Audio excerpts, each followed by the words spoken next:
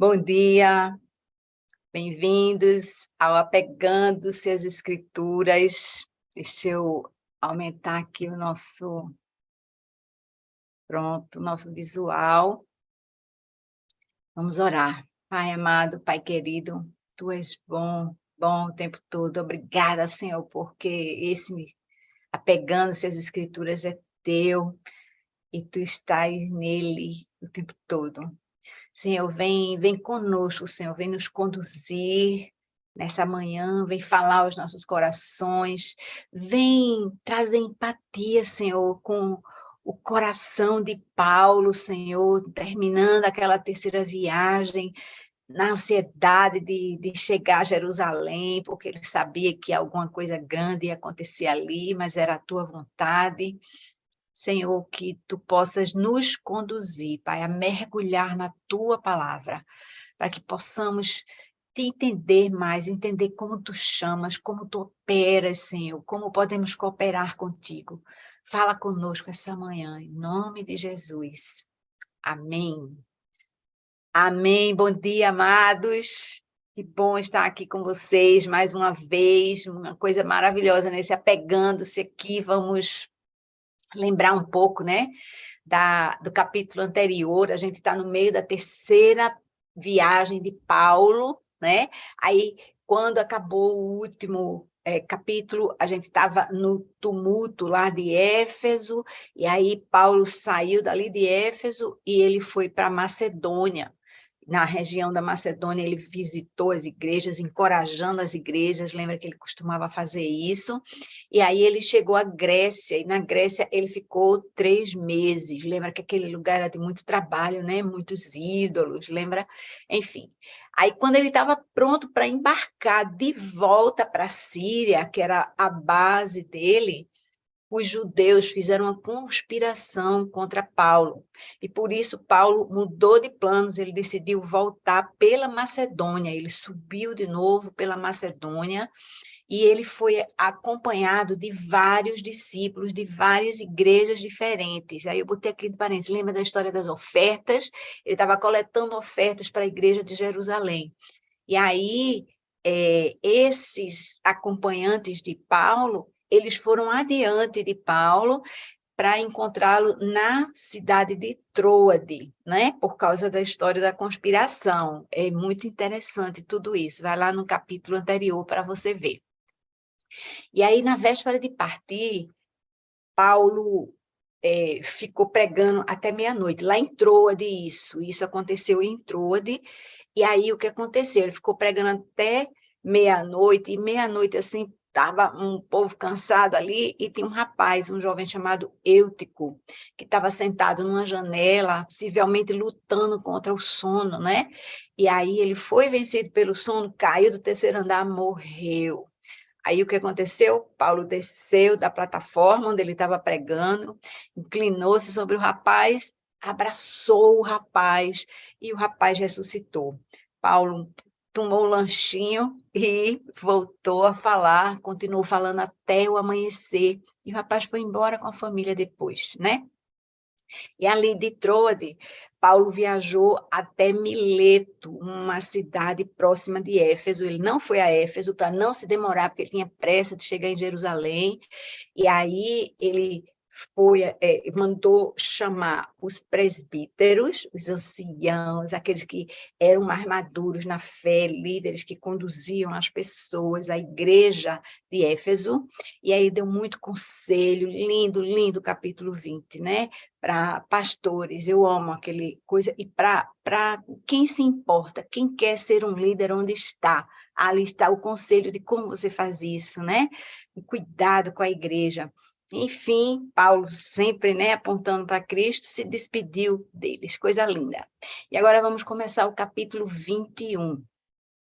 O texto diz assim: depois de nos separarmos deles, embarcamos e navegamos diretamente para Cós. No dia seguinte, fomos para Rhodes e dali até Pátara.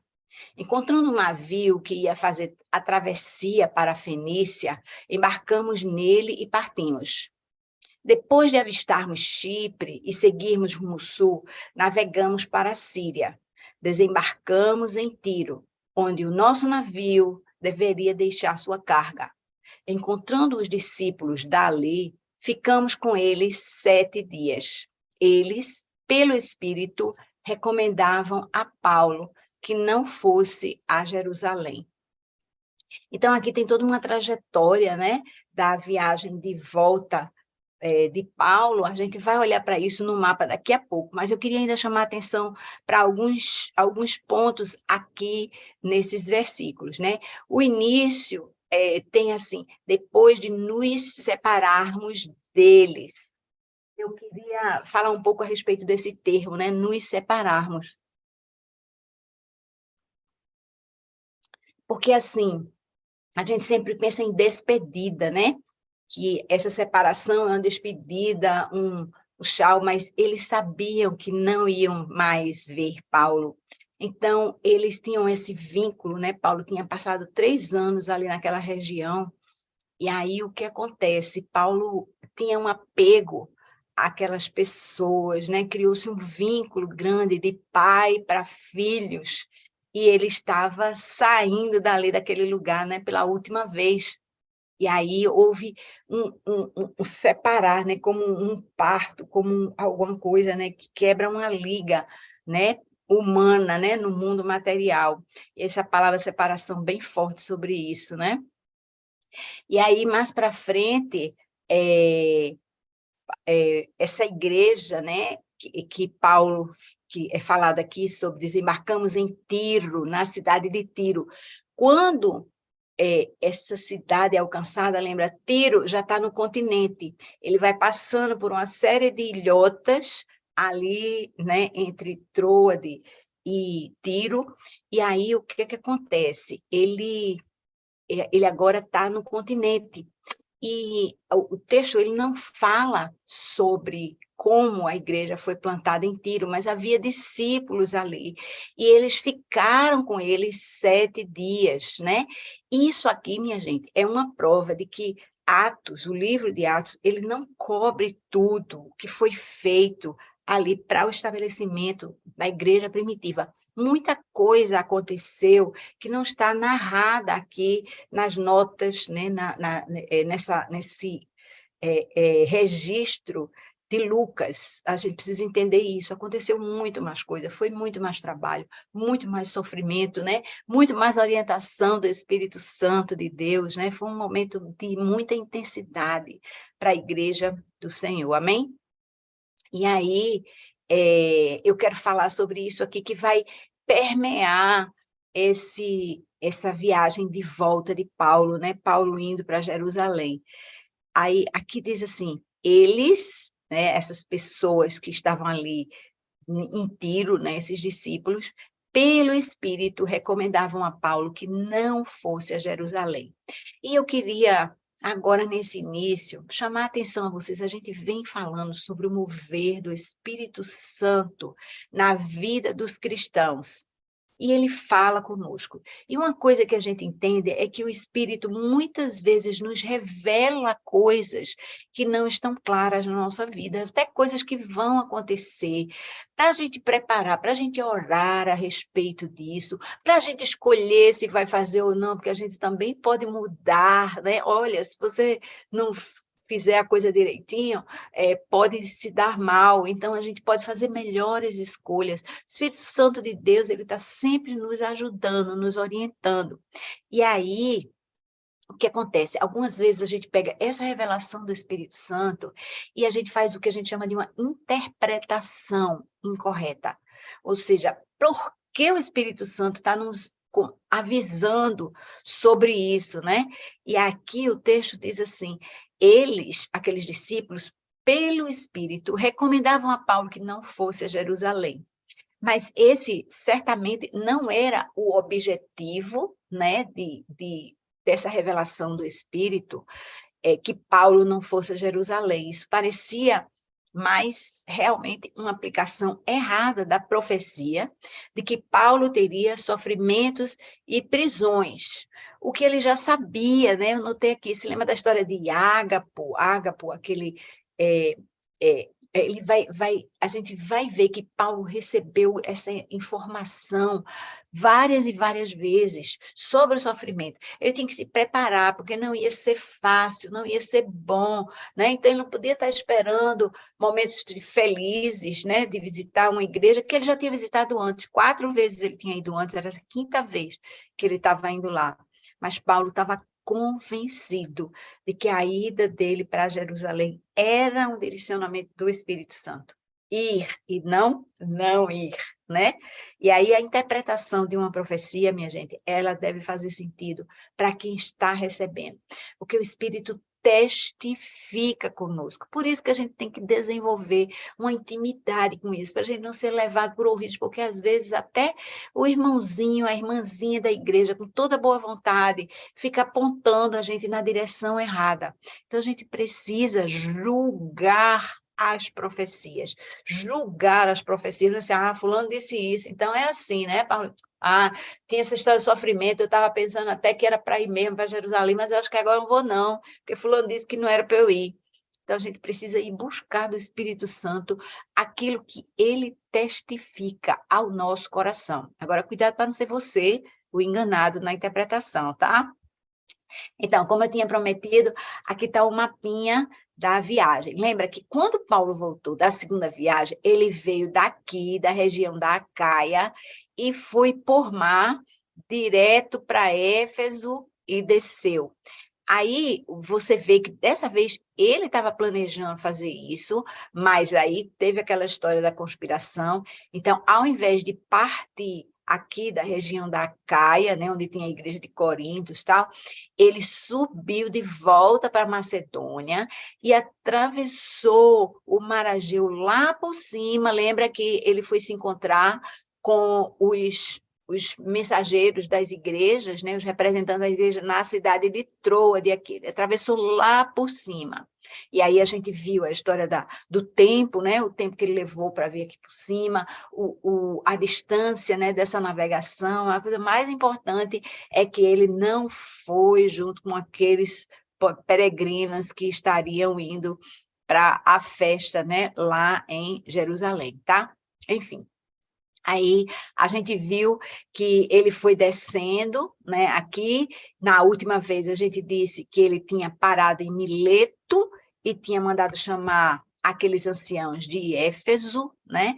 E aí, agora, nesse capítulo 21, eles falam a respeito de Cós, que eles vieram aqui de Rhodes, está aqui embaixo, que eu coloquei para vocês, né? De Rhodes, aí Pátara, aqui nessa cidade. Aí passaram pela ilha de Chipre, aqui sem parar, né? Passaram pelo sul e viajaram para o sul até alcançarem a cidade de Tiro, já aqui na Síria, né? De volta no continente, tá? E aí da Síria, agora a gente vai ver aqui de Tiro, eles vão descer para Cesareia e de Cesareia para Jerusalém, né? Isso aqui vai ser a continuidade dessa viagem, beleza? Então, continuando no texto bíblico, está assim. Mas quando terminou o nosso tempo ali, porque lembra que eles ficaram um tempo, né? No outro coisa, eles ficaram uma semana ali em Tiro, né? E aí, quando terminou o nosso tempo ali, diz o texto, partimos e continuamos nossa viagem. Todos os discípulos, com as suas mulheres e filhos, nos acompanharam até fora da cidade e ali na praia nos ajoelhamos e oramos. Depois de nos despedirmos, nós embarcamos e eles voltaram para casa. Demos prosseguimento à nossa viagem partindo de Tiro e aportamos em Ptolemaida, onde saudamos os irmãos e passamos um dia com eles. Partindo no dia seguinte, chegamos a Cesareia e ficamos na casa de Filipe, o evangelista, um dos 7. Ele tinha 4 filhas virgens que profetizavam. Então, aqui a gente viu, né, já no slide anterior, né, coisa da cidade de Tiro e aquele caminho lá descendo. E aí eles chegaram na cidade de Cesareia, minha gente. E eu marquei aqui, porque ele fala a respeito de Filipe, o evangelista. Só esse, tem vários Filipes nos evangelhos, mas só esse Filipe é chamado o evangelista.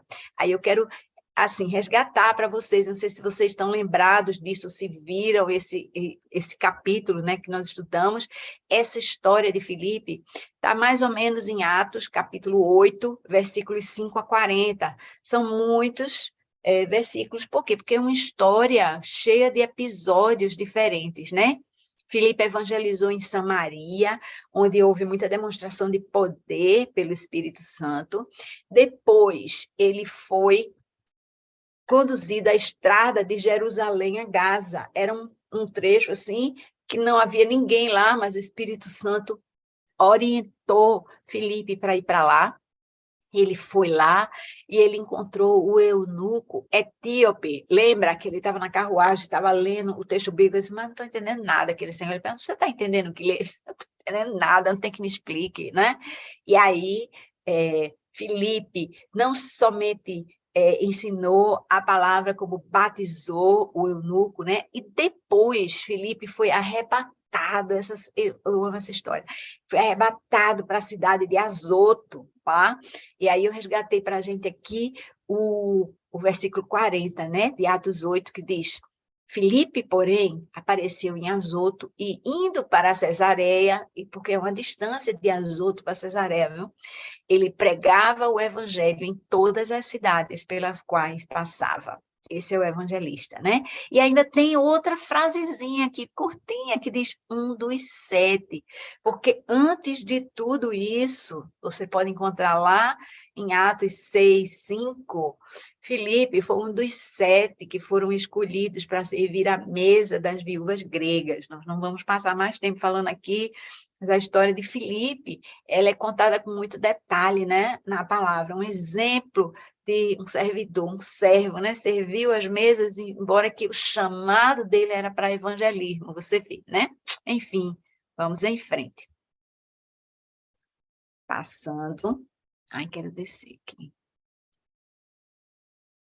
Pronto. Seguindo no texto, depois de passarmos ali vários dias, desceu da Judéia um profeta chamado Ágabo, vindo ao nosso encontro, tomou o cinto de Paulo e, amarrando as suas próprias mãos e pés, disse, assim diz o Espírito Santo, desta maneira os judeus amarrarão o dono desse cinto em Jerusalém e o entregarão aos gentios. Quando ouvimos isso, nós e o povo dali rogamos a Paulo que não subisse para Jerusalém. Então Paulo respondeu, por que vocês estão chorando e partindo o meu coração? Estou pronto não apenas para ser amarrado, mas também para morrer em Jerusalém, pelo nome do Senhor Jesus. Como não pudemos dissuadi-lo, desistimos e dissemos, seja feita a vontade do Senhor. Aqui, de novo, algumas coisas bem interessantes para a gente lembrar. Na verdade, esse trecho aqui que eu botei em azul, né? O Ágabo, ele falou, os judeus amarrarão o dono desse cinto em Jerusalém dessa maneira. E aí, eu estou salientando, isso vai, a gente vai ver lá no futuro, né? No versículo 33, que quem prendeu as mãos de Paulo não foram os judeus, mas foram os oficiais romanos. A gente vai ver isso no versículo 33. Foram os gentios que fizeram isso, não foram os judeus, né? Mas o que acontece? Na profecia atual, a gente não tem uma declaração expressa do Senhor, dizendo vai ser assim e vai ser assim, né? A gente tem uma impressão, a gente tem uma mensagem que a gente entende, às vezes é por uma figura, né? E aparentemente Ágabo era um desses que a gente chama de seers, né? De videntes, que ele teve provavelmente uma visão de Paulo sendo amarrado, e Paulo foi amarrado, só que ele não entendeu ali quem é que estava amarrando Paulo de fato. Então, o que acontece? Às vezes os detalhes podem não estar corretos, né? Mas isso não significa que o profeta, ele é o que a gente chamaria de falso profeta. Um falso profeta, no Antigo Testamento, ele de fato, ele falava expressamente, né? Ele recitava a palavra que ele tinha recebido de Deus, e se ele falasse alguma coisa que não tivesse errado, por pequena que fosse, ele era condenado à morte, porque ele era considerado um falso profeta. Mas no Novo Testamento, os profetas, eles trabalham com impressão, não é repetindo ipsis literis o que Deus falou, mas repassando uma mensagem, né, uma impressão que ele tem. Então, por isso, né, é que é muito importante que haja interpretação na palavra de Deus. Você recebeu uma mensagem, é preciso que ela faça sentido para você, tá? Então, eu marquei aqui embaixo em vermelho uma coisa muito importante. A interpretação de uma profecia, ela deve fazer sentido para quem a recebe. Nós já falamos um pouco antes aqui, né? E o espírito deve ser o nosso espírito, e quem recebe, né, com Deus, que testifica o nosso coração. Essa orientação está bem clara lá em 1 Coríntios 14. O versículo 29 diz assim, lá no finzinho: falem 2 ou 3, que são os profetas, né? E os outros julguem cuidadosamente o que foi dito. Essa é a orientação para o uso da profecia no Novo Testamento, a nova aliança que nós vivemos hoje, tá bom? Enfim, aí mostrando somente a disposição de Paulo. Paulo sabia, né, que isso ia acontecer, né, alguma coisa, sofrimentos, etc. E ele diz, né, assim, eu sei que vão acontecer coisas ruins, né, mas eu estou pronto, não apenas para ser amarrado, mas eu estou pronto para morrer em Jerusalém, pelo nome do Senhor Jesus. Paulo sabia que ia acontecer alguma coisa ruim, mas ele sabia que tinha que ir para lá e não deixar de ir como as outras pessoas orientavam, né? Então, Lucas coloca esse desfecho aqui, né? Como não podemos persuadi-lo, ou seja, o próprio Lucas devia estar dizendo a Paulo, vá, não vá, não está vendo que o profeta está dizendo que vai acontecer coisa ruim, você vai ser preso lá. Aí Lucas diz, desistimos e dissemos, seja feita a vontade do Senhor. Amém. Vamos em frente aqui, agora nos versículos 15 e 16. Depois disso, preparamos-nos e subimos para Jerusalém. Alguns dos discípulos de Cesareia nos acompanharam e nos levaram à casa de Mnason, onde deveríamos ficar.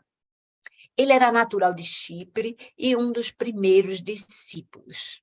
Aqui eu estou marcando alguma coisa que é bem interessante, né? Subimos para Jerusalém, porque no versículo anterior, no slide anterior, nós vimos que Ágabo desceu da Judéia. Eu não marquei aqui porque a gente queria falar de outra coisa, né? Então, aqui, desceu da Judéia um profeta chamado Ágabo. E agora nós vemos que eles subiram para Jerusalém. Então, o que eu quero explicar aqui é que a cidade de Jerusalém, né, com o templo, ficava lá em cima, no monte, numa altura de aproximadamente 800 metros.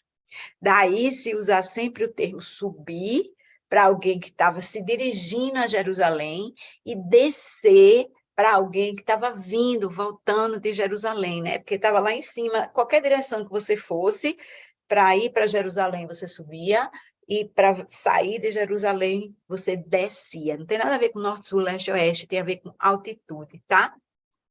Isso é um detalhe. Outro detalhe é que os discípulos de Cesareia acompanharam, né, e levaram Paulo à casa de um discípulo chamado Mnason. Olha, eu vou dizer, até semana passada, se alguém dissesse assim, tem uma pessoa na Bíblia chamada Mnason, eu diria, não, eu não me lembrava desse nome aí, né, bem estranhozinho. Eu acho, mas enfim, é uma pessoa que é citada por nome na Bíblia, e é dado um curto histórico dele, né? Ele era natural da ilha de Chipre e era um dos primeiros discípulos. Então, assim, estima-se que nessa viagem a Jerusalém de Paulo, já era a quinta viagem dele, Paulo, deve ter chegado lá por volta de 57 depois de Cristo, né? Esse AD quer dizer Anno Domini, 57 depois de Cristo. Cerca de 25 anos depois do início do livro de Atos, porque estima-se que Jesus morreu ali pelos anos 30, né? 32, por aí. E Mnason agora é chamado de um dos primeiros discípulos lá da ilha de Chipre, né? Talvez ele tenha sido alcançado na primeira viagem de Paulo, porque aqui a gente lê essas coisas rapidamente, né?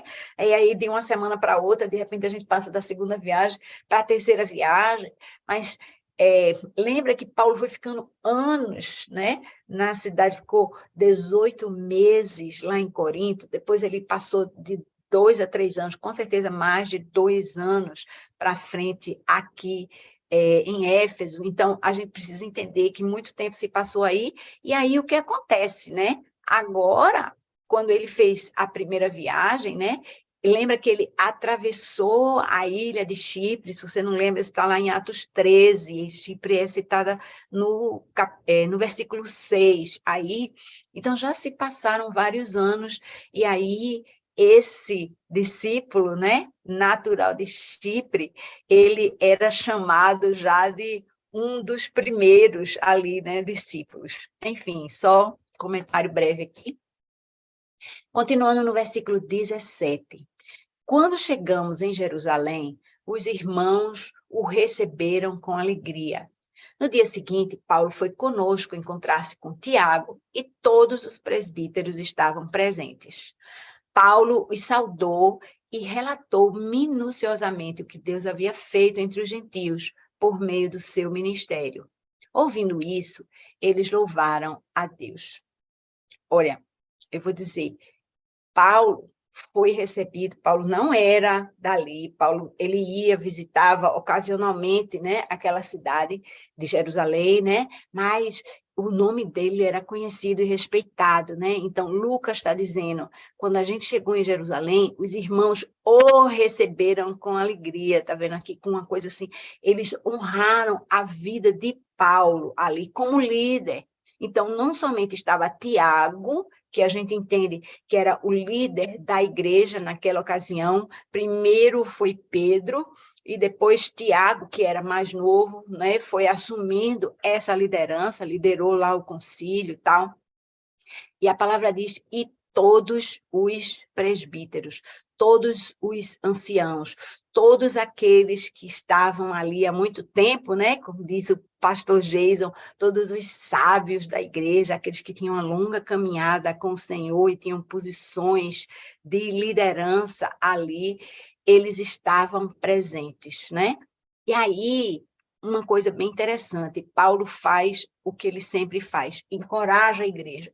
Como é que ele encoraja a igreja? Ele conta, ele dá testemunho, ele relata minuciosamente o que Deus havia feito entre os gentios. De novo, não foi o que ele fez, eu impus as mãos e ele fez isso, eu falei e todo mundo se converteu, né?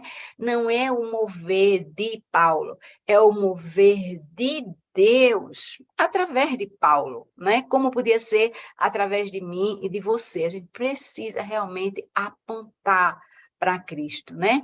E aí o que acontece? Esse relato, o testemunho de Cristo, que é verdadeiramente o espírito de profecia, ele fez muito efeito entre esses homens, né? Ele fez um encorajamento daquela igreja, né? E aí a palavra diz que, ouvindo isso, eles, né, aqueles presbíteros, incluindo Tiago, louvaram a Deus. Amém? Prosseguindo agora, no 20b, esse versículo 20, nós partimos, né? Ficou um pedaço lá, outro pedaço aqui, porque a gente termina dizendo que eles louvaram a Deus, e agora começa outra, meio que história aí, né? No versículo 20b ao 22 diz assim, e disseram a Paulo, veja, irmão, quantos milhares de judeus creram, e todos eles são zelosos da lei, ou seja, não é só ouvir e crer, mas é crescer em santidade, né? Serem zelosos da lei.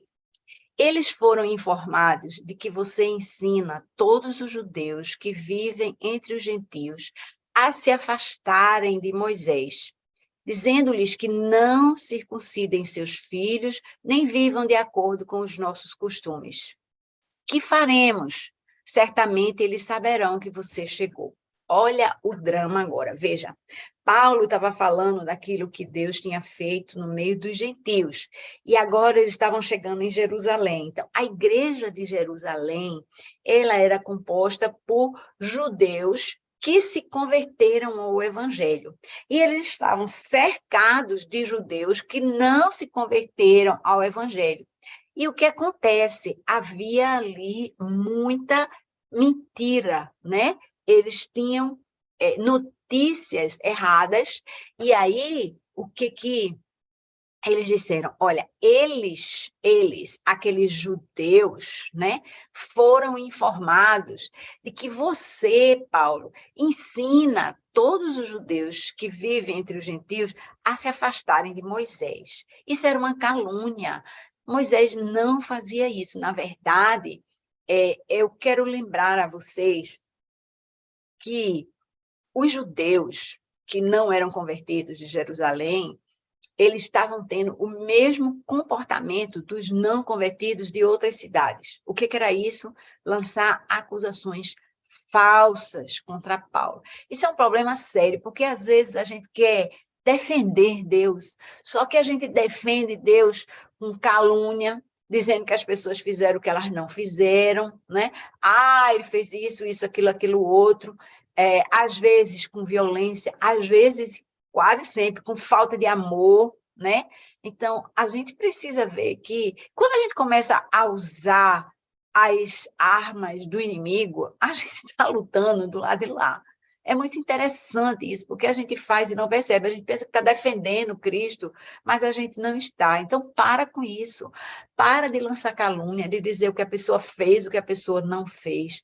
Para de falar do irmãozinho que está em pecado. É um fato. Está ali, está comprovado, mas a gente precisa trabalhar em amor. Jesus pegou uma mulher que foi pega em adultério e disse, alguém aqui está te condenando, depois que eu disse que quem não tiver pecado lança a primeira pedra. Não, então vá, agora faça mais não, faça mais não. Ele não saía por aí falando da mulher, ela fez errado mesmo, viu? Ela fez, vocês têm razão. Ele não bateu em cima daquela tecla, né? E aí, é importante a gente ver que aqueles irmãos de Jerusalém que tinham recebido Paulo também, eles não estavam fofocando. O que eles estavam fazendo? Eles estavam preocupados com a segurança de Paulo. Eles falaram o quê? Que faremos. Aí você vai fazer alguma coisa a respeito? Sim, aí você tem que falar. Aí você tem que falar, está acontecendo isso, isso, isso, isso. O que a gente vai fazer a respeito? Não é ficar falando por ficar falando, é ruim, é mesmo, aí o outro, é mesmo, ninguém faz nada. Não, a gente vai fazer alguma coisa, né? Eles estavam preocupados, por quê? Porque Paulo era uma pessoa conhecida e eles iam saber que Paulo tinha chegado em Jerusalém. E aí, continuando aqui o texto, portanto, faça o que lhe dizemos. Eles tiveram uma sugestão para Paulo. Eles disseram, estão conosco 4 homens que fizeram um voto. Participe com esses homens dos rituais de purificação e pague as despesas deles para que rapem a cabeça. Então, todos saberão que não é verdade o que falam de você, mas que você continua vivendo em obediência à lei. Quanto aos gentios convertidos, já lhes escrevemos a nossa decisão de que eles devem abster-se de comida sacrificada aos ídolos, do sangue, da carne de animais estrangulados e da imoralidade sexual. Gente, é muito bom a gente ler toda a palavra, porque a gente consegue costurar uma coisa na outra. Isso aqui não está muito atrás, né? A gente está em Atos 21, e o que eles estão citando aqui está um pouquinho atrás, em Atos 15, por isso é bom a gente estar lendo a história em sequência, em vez de pegar um ponto aqui, um versículo lindo, ali, outro, mas a gente ter uma noção de como as coisas evoluíram. A gente vai entendendo, vai compreendendo como as coisas se encaixam, né? Naquela época e para a nossa vida também. Então, o que aconteceu? Veja, um tempo atrás, que é citado no capítulo 15 de Atos, né? Houve um concílio. Paulo foi, eu não sei se eu escrevi aqui, sim, Paulo foi junto com Barnabé, ele saiu lá de Antioquia da Síria, que era a sede dele, e ele foi com Barnabé como representante da igreja da Antioquia para Jerusalém. Ali, Tiago, o irmão de Jesus, nós já falamos sobre isso, né? Não é o Tiago, apóstolo, que andou com Cristo, porque aquele já tinha sido morto à espada. Tiago, o irmão de Jesus, ele tomou a palavra, fez algumas considerações e eles juntos chegaram a uma conclusão. Resultado dessa reunião, ele foi colocado numa carta que foi dirigida às igrejas. Você pode ver isso lá no capítulo 15, versículos 23 a 29, né? Essa carta, ela estabelecia exatamente as exigências mínimas, né, para um novo cristão, né? Então, não é para um gentio que vem para Cristo estar se circuncidando. Isso não é necessário. Como nós, hoje, cristãos, não nos circuncidamos, né? Os homens. Enfim, havia outras exigências que estão colocadas aqui. Mas é importante que a gente entenda. Logo depois disso, se você for na palavra, não quero bater nisso, porque você tem onde recorrer. Vá lá olhar. Paulo quer levar Timóteo consigo. E como o pai de Timóteo era grego, ele pediu a Timóteo, ou ele próprio, Paulo, circuncidou Timóteo, para que não houvesse esse tipo de intriga, de maledicência, essa distração da palavra que ia estar sendo pregada. Então, Paulo, ele não era contra os costumes judeus. Ele mesmo cumpria. A gente também não quer trazer aqui, mas a gente vê que no fim da segunda viagem dele, ele foi a Jerusalém para cumprir os votos de Nazireno, ele não deixou o cabelo crescer ali e tal. Você pode voltar ali, mas Paulo não tinha nada contra os hábitos dos judeus, né? Ele apenas não queria impor isso aos novos convertidos. Então, ele admitia nas igrejas que ele plantava que os homens não fossem, não precisassem de realizar uma circuncisão, porque eles não precisavam se tornar judeus para depois se tornarem cristãos, né? A graça veio de Cristo. Cristo veio dos judeus, mas Cristo era circuncidado. Mas as pessoas que vinham para ele não precisavam ser. Continuando, versículo 26, né? Paulo faz aquilo que aqueles homens tinham sugerido. No dia seguinte, Paulo tomou aqueles homens e purificou-se juntamente com eles. Lembra dos 4 lá que iam se fazer o ritual de purificação.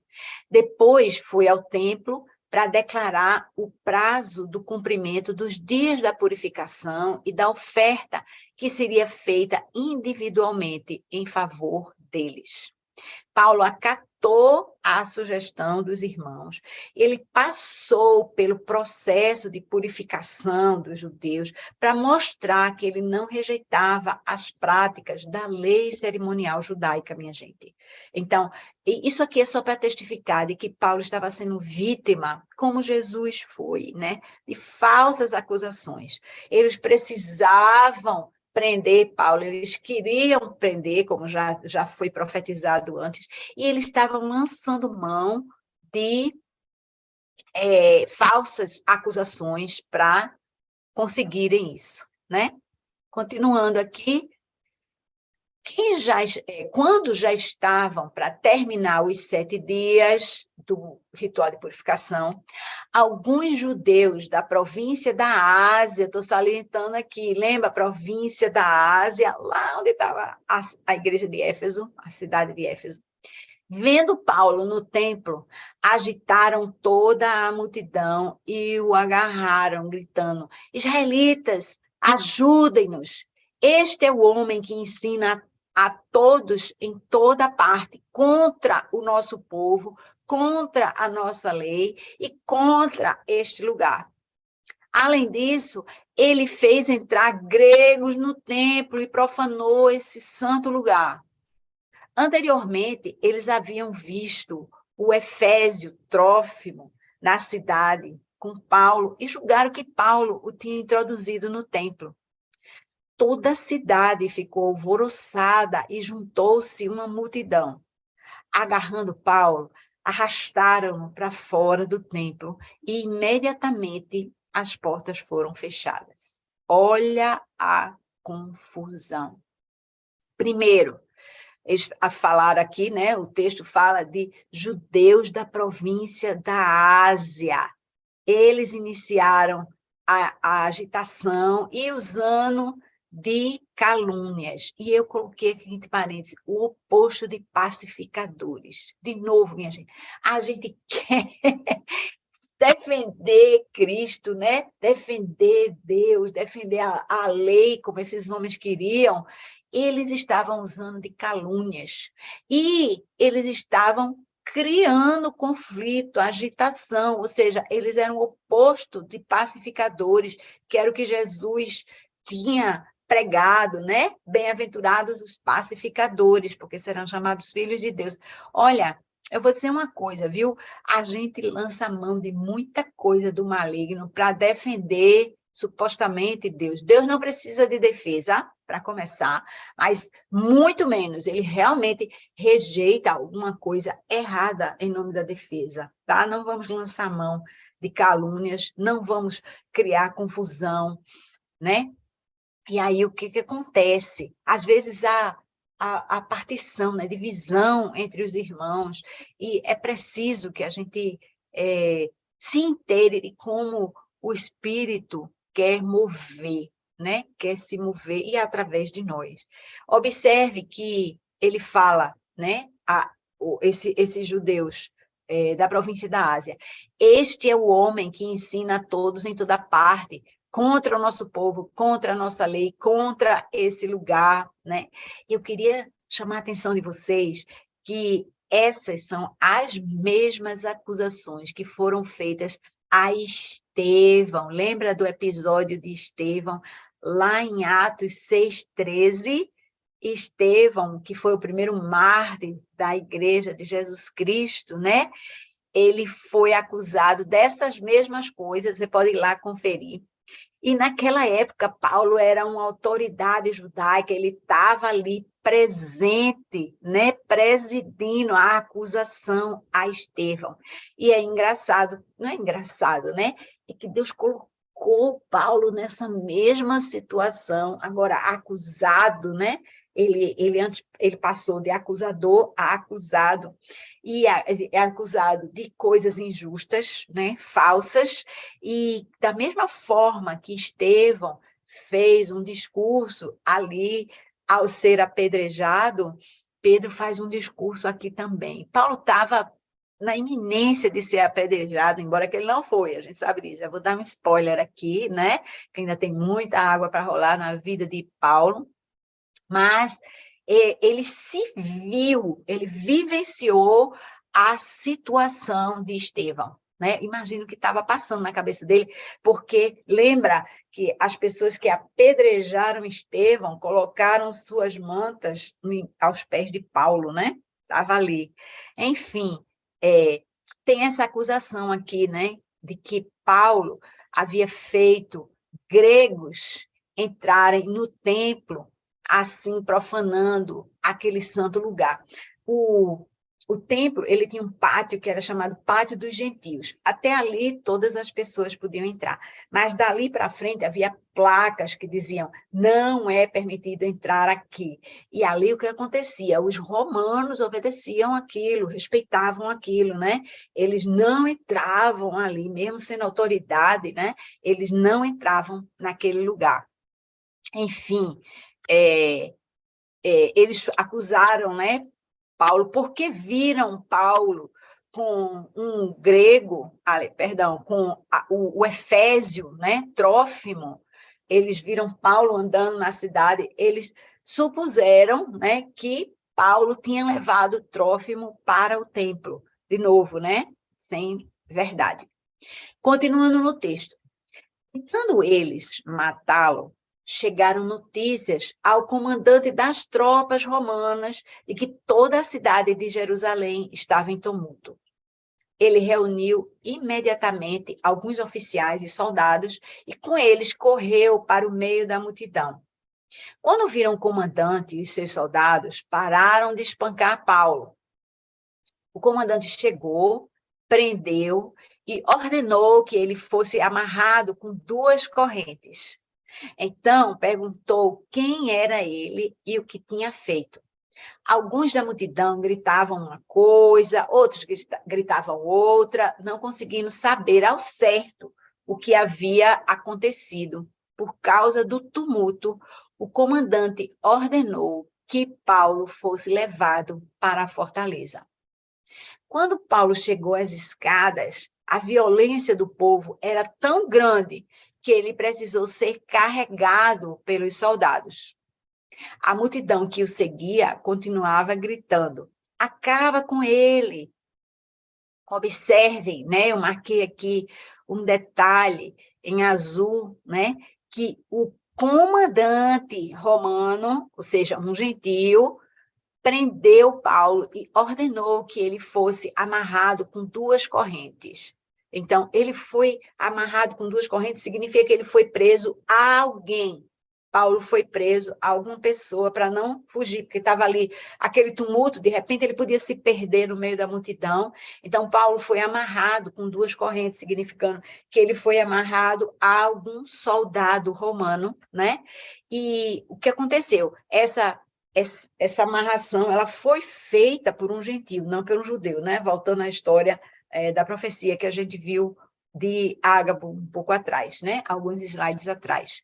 Então, de novo, né? Não foi exatamente como Ágabo tinha dito, mas isso não faz dele um falso profeta. Na verdade, um falso profeta na nova aliança é alguém que não está com o coração de Deus, a pessoa que tem a intenção diferente daquilo que é o objetivo da profecia. Não vou entrar aqui nos detalhes, mas mesmo que você fale a verdade, por exemplo, tem uma profetisa que seguia Paulo, que falava a verdade, né? Este é um servo do Deus Altíssimo, mas a intenção era má. Isso fazia dela uma falsa profetisa, viu?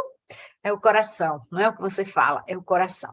Enfim, outra coisa que eu queria salientar aqui é que a multidão que o seguia continuava gritando: acaba com ele. Lembra que eu falei que Paulo estava vivenciando a experiência de Estevão, né? Aqueles homens, sim, tinham no coração o desejo de apedrejar Paulo, né? A multidão queria matá-lo.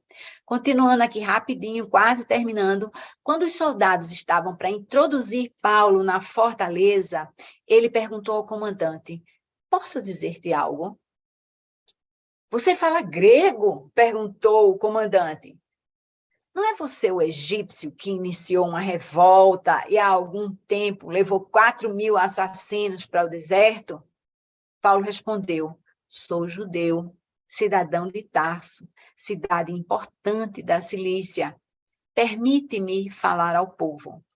O comandante ficou admirado de Paulo ser culto e falar grego. Minha gente, o comandante estava aprendendo alguém que não tinha ideia de quem era. Ele viu aquele tumulto no meio dos judeus, aquela confusão, ele viu que Paulo era o centro daquilo, e aí ele mandou prender Paulo com correntes duplas, mas aí Paulo se dirigiu ao comandante, na hora que ele abriu a boca, o comandante ficou assustado, porque ele pensava que ele era um desordeiro, né? Que pensava que ele era realmente alguma pessoa, né? Que criava tumultos mesmo, mas ele ficou admirado. Paulo falava grego, né? Aí ele perguntou: você não é um egípcio, não, que iniciou uma revolta aí e levou 4.000 assassinos para o deserto? Isso é uma coisa que a história registra, né? Também não vou entrar em detalhes aqui sobre isso, mas é um fato que aconteceu. Só que o comandante estava pensando que Paulo, por quê?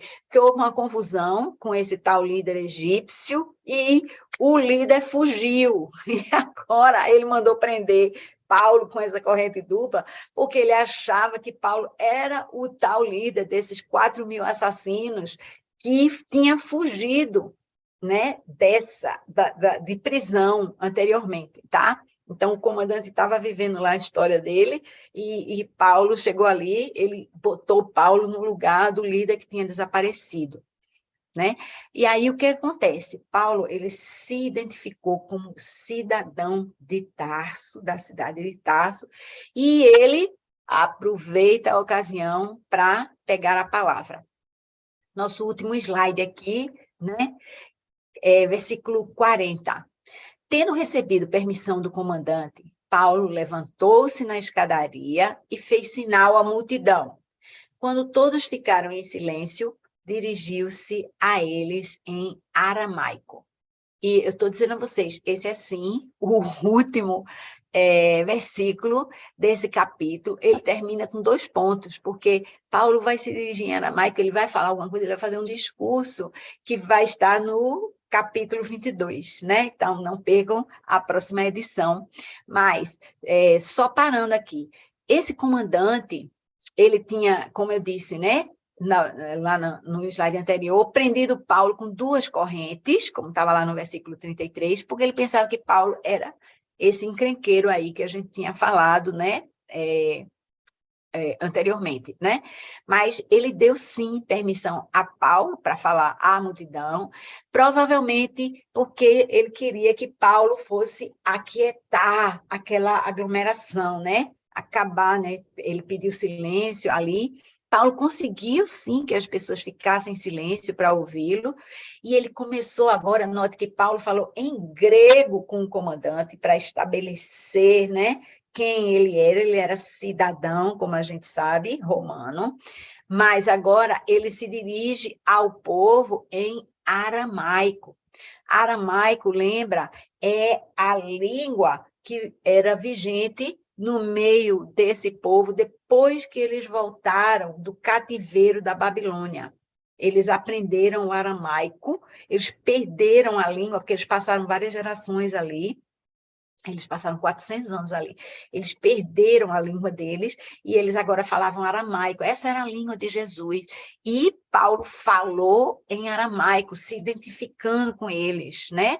Então, Paulo, como eu já pontuei antes, ele tinha sido perseguido e acusado injustamente, como Jesus, mas, diferentemente de Jesus, Paulo falou em sua própria defesa. Lembra que Jesus ficou calado, né? Ele foi levado pelos guardas em silêncio, mas Paulo falou, ele falou se identificando com a audiência, né? Com aquele povo que estava querendo matá-lo. Então, há um cenário similar ao de Estevão, que foi morto, há um cenário similar ao de Jesus, que calou-se, né?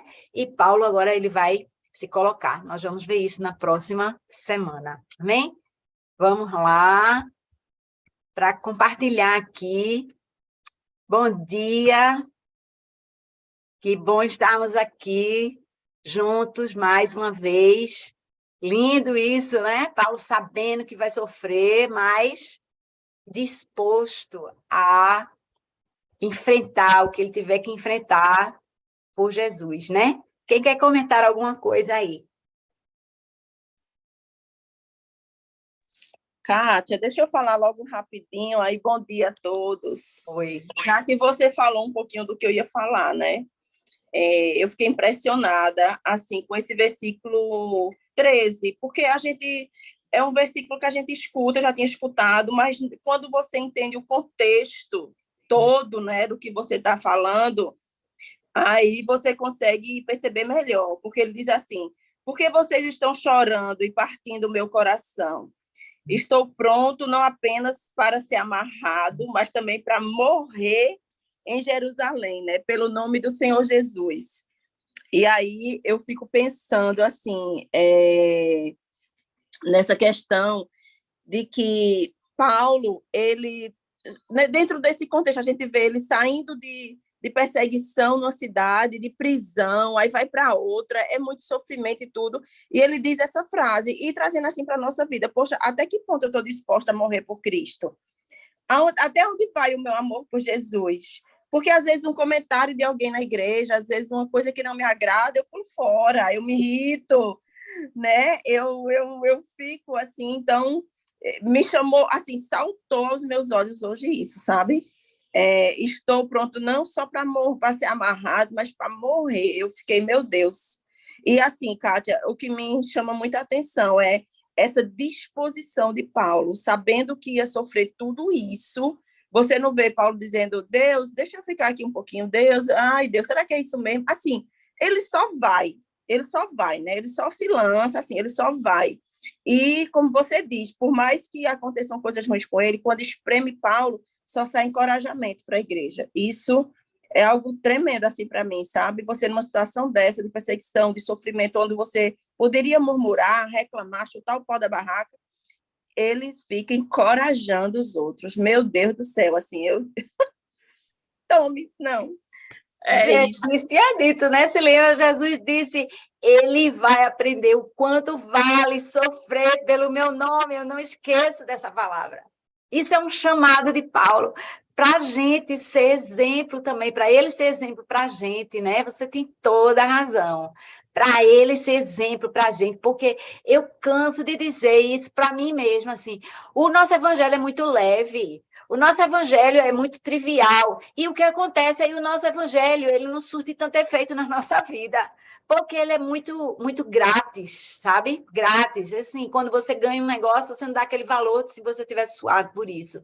Então, eu acho que realmente a gente precisa entender que o evangelho, se não custa caro para nós, custou caro para Paulo e muito mais caro para Jesus. Amém? Alguém diga alguma coisa aí. Cadê vocês, minha gente? Vamos morrer aqui nessa tela. Cadê vocês? Vocês sabem que as pessoas amam ouvir os comentários. Elas amam ouvir, por isso que a gente tem esse tempo aqui. Porque as pessoas gostam de ouvir, porque Deus coloca coisas no coração de vocês que são para ser compartilhadas. Bora lá, Nandinho. Abriu a tela, eu calo a boca. Bom dia, né? Bom dia. Dia. E eu quero dizer o seguinte, que misericórdia, né? Quando a gente se aproxima da palavra de Deus, né? Como disse Ana agora há pouco, por mais que a gente já conheça, né? O Espírito Santo tem assim: não, mas eu tenho algo para você hoje, nesta hora. É a glória do dia de hoje, não é a glória do dia de ontem, não, da leitura que eu fiz ontem, não. A glória do dia de hoje. E aí, gente, essa coisa do profético me mexeu muito comigo, né?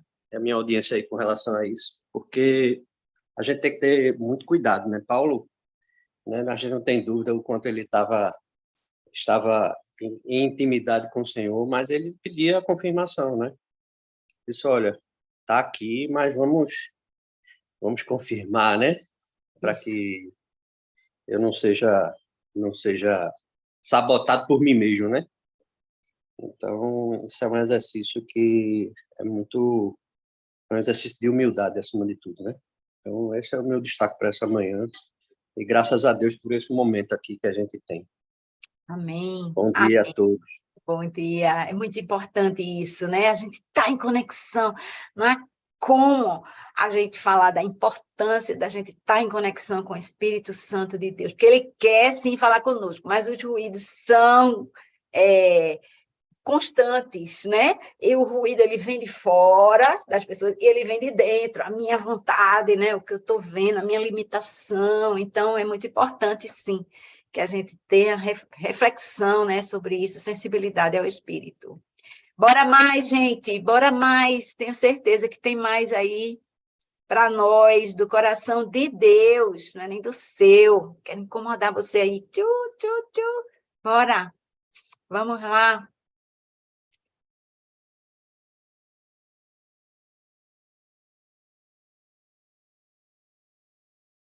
Quem vai falar aqui o que o coração está dizendo, o Espírito Santo de Deus falou a você essa manhã?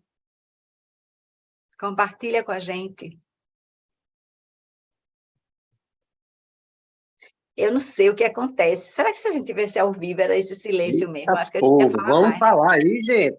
Boa, Nando. Vamos lá, Fernandinho, cutuca. Abra a boca, né? Abra a boca e coloca o coração, né? Não precisa acertar não, né, Kátia? É dizer aquilo que verdade. incomoda, né? Coração. Kátia, então deixa eu falar rapidinho, complementar aqui algo. Vai, Ana. Vai, Ana. Porque assim, eu falei essa coisa de Paulo, né, do versículo, que ele, tudo isso, mas assim, uma coisa também que me chama a atenção nele é o foco, né? Quando você tem algum foco na missão, naquele propósito, naquilo que Deus te chamou para fazer, né? Você pode enfrentar o que for, assim, mas você permanece ali, né? Não é porque Paulo era forte, ou era sábio, ou era não sei o quê. Era porque Deus tinha uma missão ali com ele, né? Deus estava ali conduzindo, arquitetando tudo ali na vida de Paulo, e ele obedeceu, né? E aí me chama a atenção também, como já no finalzinho aqui, como todas as coisas da vida de Paulo serviram nessa missão, nesse propósito. Porque às vezes a gente pensa assim, eu me converti, meu passado não presta para nada, aquele curso que eu fiz, aquelas coisas que eu fiz. Não! Deus usa aquilo, né? Na sua missão, no seu ministério, assim, Deus usa. Deus não desperdiça nenhum detalhe da nossa vida, né? Deus usou toda a cultura ali de Paulo, né? As línguas que ele entendia, tudo isso serviu com um propósito específico no momento certo ali, né? Então eu vejo assim, tudo que a gente faz, toda a bagagem que a gente tem, não deve ser descartada. Descartadas são as coisas ruins, mas tem coisas boas sim que Deus pode usar mais na frente, né? E a palavra de Deus diz assim: todas as coisas cooperam juntamente para o bem daqueles que amam a Deus, né? E eu queria lembrar a Aninha dizendo assim, Deus não desperdiça nada. Eu me lembrei o seguinte, olha, tem cartas sim que Paulo escreveu fora da prisão, mas enquanto ele estará, né, na prisão, que nós vamos ver, ele escreveu, ele não perdeu tempo ali, não. Escreveu várias cartas que servem para nós hoje. Deus não desperdiça nada. Ele deu uma parada em Paulo, parou ali e ele sabia que tinha que ir para ali. Tanto é que ele nem entrou em Éfeso, minha gente. Estou com pressa, se eu for para Éfeso, vou demorar muito. Isso vai me distrair do meu propósito. Então, eu vou me embora, porque eu tenho que chegar em Jerusalém. Alguma coisa vai acontecer ali, eu tenho que fazer isso, como a Ana disse, foco. E quando ele chegou lá, sim, ele foi preso e a gente vai ver que ele escreveu muitas cartas, né? Rose, vamos lá, Rose. Agora abre o microfone. Bom dia. Bom dia. Então, o que me chama a atenção, né, em Paulo, é algo que a gente precisa aproveitar muito o nosso tempo, né? O tempo que a gente tem, a gente quer uma vida eterna, a gente acredita que essa vida já começou, mas a gente não sabe o tempo que a gente vai ter naquela missão, naquele tempo com aquela pessoa, que seja um ônibus, que seja um paciente, que seja um tempo numa igreja, que seja um tempo no ministério. Como Paulo passava em determinadas cidades, talvez ele possivelmente não iria ver mais aquelas pessoas. E claro que o Senhor ele não depende da gente, mas muitas vezes para que a gente cumpra, né, a vontade de Deus para a nossa vida, é muito importante a gente ter esse foco, né, que já foi falado, mas preservar o tempo que a gente tem, não perder esse tempo. Pensar que assim, ou não se apegar, eu estou muito bem aqui nessa cidade, está prosperando a vontade de Deus aqui, eu vou ficar aqui, e também não desperdiçar o tempo, nem se apegar e nem desperdiçar. Isso realmente só o Espírito Santo de Deus e a nossa humildade também, como foi dito, né? A nossa vontade assim está alinhada com a do Senhor para que a gente consiga discernir entre esse tempo excessivo de se apegar. Está muito bom aqui esse ministério, está muito bom isso, está muito bom esse lugar, está confortável. Eu acho que não é a palavra de Deus para sair, não. Acho que o negócio é aqui, eu estou confundindo, o irmãozinho está confundindo, porque aqui está muita gente se convertendo, está muito bom. Ou o contrário, a gente não sabe o tempo que vai ter ali, dizer assim, olha, se for uma vez que eu vejo essa pessoa, se for uma vez que eu fale com essa pessoa, se for uma vez que eu entre nesse lugar, que seja um reflexo da vontade do Senhor, que é que Deus quer para mim aqui, né? Para que a gente não desperdice, né, esse nosso tempo. Amém, amém. Glória a Deus, Rose. Isso mesmo, né?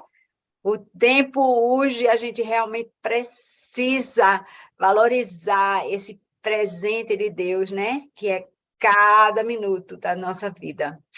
Amém, glória a Deus por isso aqui, pastorzão. Está na hora da gente fechar. Bom dia de novo. Está na hora. Vamos lá, então. Maravilha, gente. Vamos em frente. É muito bom a gente ter sempre essa oportunidade aqui, né? Para mim é uma grande oportunidade. A gente está se fascinando com todos esses episódios encorajadores. Eu acho que a palavra, para mim, hoje foi encorajador, né? Então, assim, o termo que hoje trago para mim foi encorajamento, né? Então, essa palavra é muito encorajadora. Vamos em frente, vamos orar. Pai, em nome de Jesus, bendito seja o teu nome, Pai, louvado seja o teu nome nas nossas vidas, através das nossas vidas, Pai. Obrigado, porque a tua palavra nos encoraja, Senhor Deus, a algo novo, a saber, Pai, a sair de uma inércia, a sair de uma passividade, Pai, e viver a plenitude, Pai, até a morte, do que for necessário, para que a gente possa levar pessoas a experimentarem a tua graça, Deus. Muito obrigado, Senhor Deus, por esse tempo com a tua palavra. Estimula-nos, Senhor Deus, a que possamos cada vez mais mergulhar profundo na tua palavra e vivê-la, Pai. Agradecemos, Pai, colocamos diante de ti cada pessoa que aqui está, que tenhamos um domingo na tua presença, semana que se inicia, Senhor Deus, de acordo com a tua vontade. Em nome de Jesus, amém.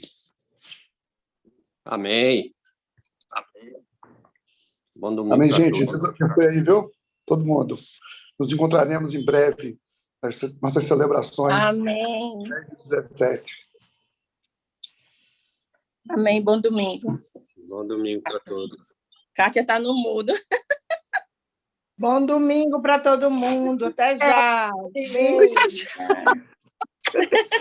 Tchau.